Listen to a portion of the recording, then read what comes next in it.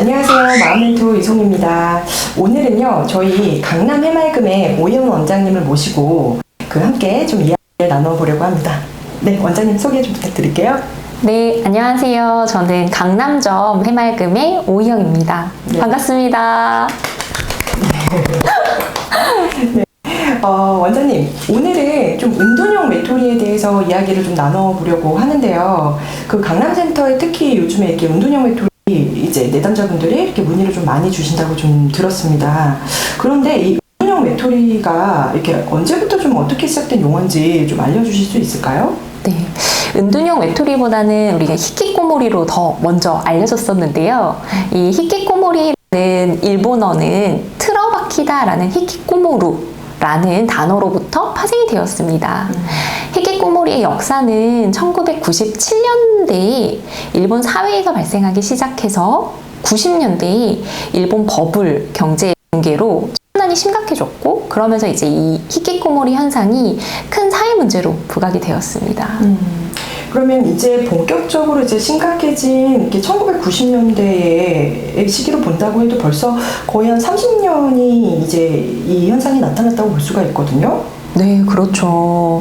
벌써 30년이 지났고, 그 당시에 이제 청년이셨던 분들이 똑같이 30년의 시간이 흘렀겠죠. 그러다 보니 이제 그분들이 현재는 5060 세대가 되셔서, 요즘에는 8050 문제, 9060 문제가 대두되고 있다고 합니다. 그러니까 그 시대의 은둔형 외톨이였던 분들이요, 중장년층이 되어도 50대, 60대가 되어도 사회로 복귀하지 못하고 여전히 고령의 부모에게 의존하면서 지내는 모습으로 그려지고 있다고 합니다. 그 원장님 말씀 들으니 이제 우리나라도 좀 사실은 좀 정말 이제 걱정되는 부분들이 좀 있는데요. 왜 요즘에 이렇게 청년 니트족이다 이런 말들 많이 쓰잖아요. 니트족하고 은둔형 외톨이는 좀 어떻게 다른 건가요?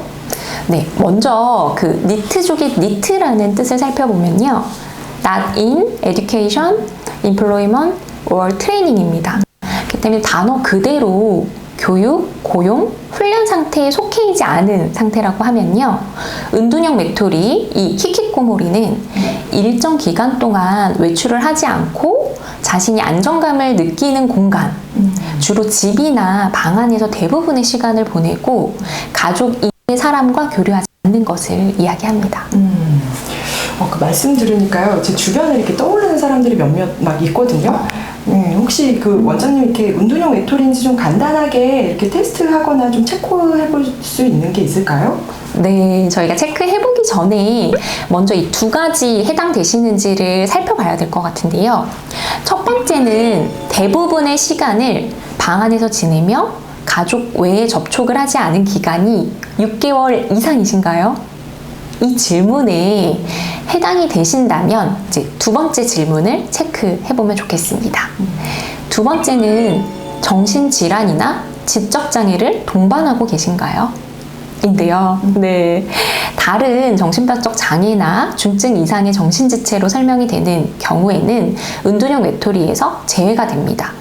네, 사실은 은둔형 외톨이, 이 은둔 생활이 길어지면서 정신과적 문제가 추가적으로 좀 발생할 수는 있습니다.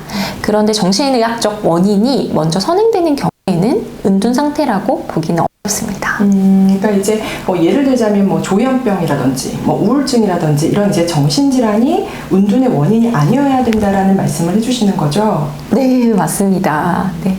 그래서 은둔 기간이 6개월 이상이다. 그리고 정신질환이나 지적장애를 동반하고 있지 않다면 다음 문항들을 보고 몇 개나 해당되시는지 체크해 보시면 좋겠습니다. 1. 밤과 낮이 바뀐 생활을 한다. 2. 집안, 방 안에서 주로 지낸다.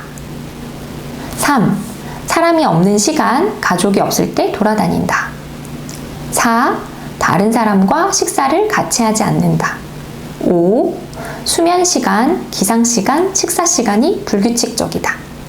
6. 자기 관리나 청결 유지에 어려움이 있다. 7. 사회 참여나 경제적인 활동을 하지 않는다. 8. 가족 외에 친밀한 대인관계가 없다.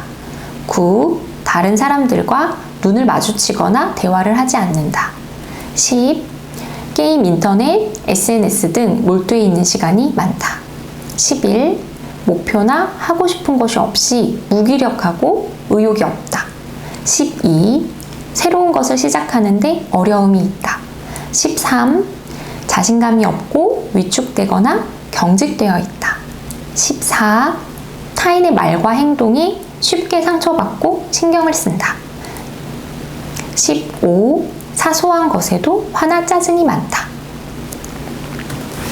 지금 말씀드린 15개 중에 8개 이상에 해당이 되신다면 은둔형 외톨이일 가능성이 높다고 할 수 있습니다.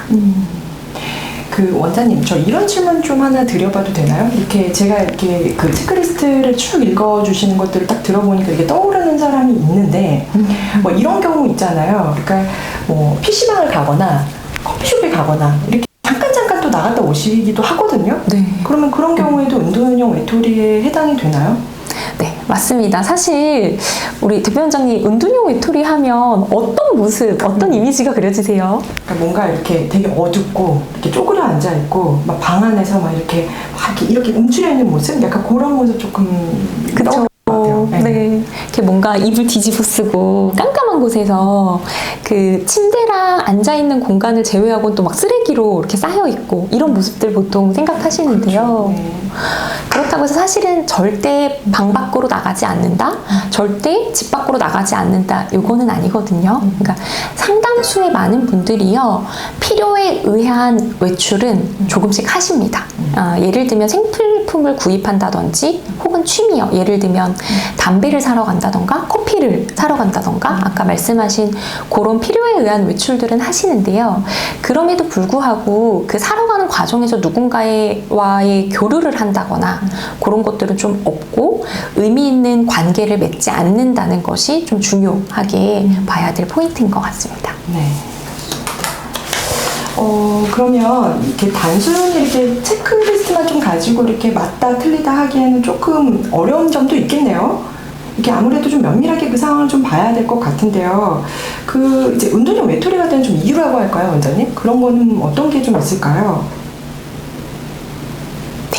은둔 생활의 계기는 다양한 이유들로 복합적인 요인에 의해서 시작이 되는데요. 주요한 몇 가지 원인을 말씀드리면 부모 원인, 내적 요인, 사회적 요인, 문화적 요인 이렇게 크게 4가지로 좀 말씀드릴 수 있을 것 같습니다.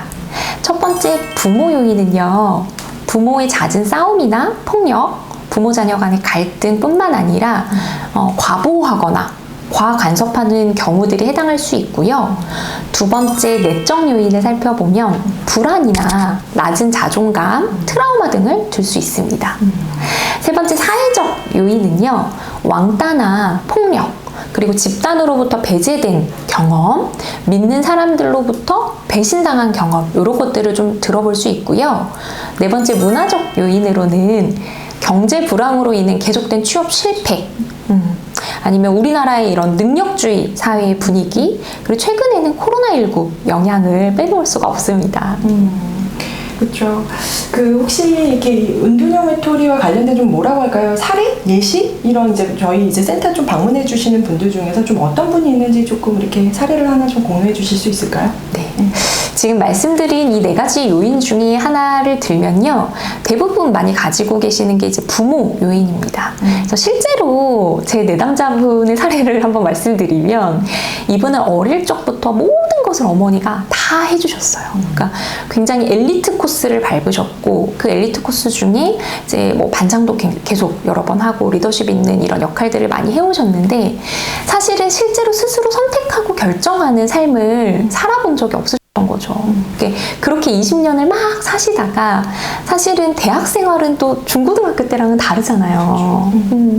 그러다 보니까 이분이 대학교에 들어가시고 나서는 어떤 수업을 들어야 되는지 수강 신청부터 본인이 결정을 해야 되고 어떤 친구랑 밥을 먹어야 되는지 공강 시간을 어떻게 보내야 되는지 이런 것들을 본인이 스스로 선택해야 되다 보니까 그 선택을 하고 결정을 해서 책임을 지는 것이 너무너무 두렵고 불안해서 결국은 그 두려움을 마주하기가 어려워서 포기 포기해버리는 삶을 선택해버린 분이 있었습니다. 그때 저번에 이제 원장님께서 한번 해주셨던 말씀 중에서 이렇게 운둔형 외톨이 분들이 직접 이렇게 전화하는 경우보다 이렇게 부모님들이 더 많이 이렇게 연락을 좀 주신다고 제가 들었었거든요. 그러면 부모님들한테 혹시 이 영상을 보고 계시다면 좀 어떻게 하면 좋겠다라는 좀 한 말씀 해주실 수 있을까요? 네. 실제로 이제 부모님들이 이런 얘기를 굉장히 많이 하시는데요. 대체 왜 저러는지 모르겠어요. 상담 받으면요, 원장님, 다시 돌아갈 수 있을까요, 원래대로? 이런 기대감을 가지고 많이 오시는데요. 제가 감히 우리 부모님들께 말씀드리고 싶은 거는요, 비판하지 말고 우리 자녀의 있는 그대로의 모습을 충분히 그냥 바라봐주고 이해해주시는 거, 이게 가장 중요할 것 같습니다. 근데 원장님 저도 자식 키우고 있지만 그게 제일 어려워요. 맞아요. 내 삶에 적용하는 게 가장 어렵습니다. 네. 그러면 오늘은 일단 여기까지 하고요. 원장님 또 다음 시간도 또 이렇게 좀 이렇게 나와주실 수 있으신가요? 네, 불러만 주신다면. 네. 네, 저희 다음은 이제 히키코모리 이제 관련해서 운둔형 외톨이에 관련해서 이렇게 치료 방법을 좀 구체적으로 한번 또 오희영 원장님 모시고 한번 얘기 나눠보도록 하겠습니다. 네, 감사합니다.